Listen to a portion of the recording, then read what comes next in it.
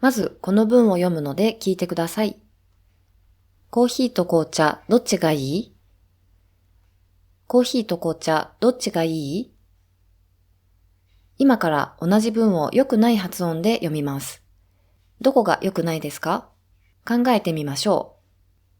コーヒーと紅茶どっちがいい？コーヒーと紅茶どっちがいい？次に正しい発音で読みます。コーヒーと紅茶どっちがいい？コーヒーと紅茶どっちがいい？直すところは2つ。コーヒーではなくてコーヒー、コーヒー。それから紅茶ではなくて紅茶、紅茶。コーヒーと紅茶どっちがいい？コーヒーと紅茶どっちがいい？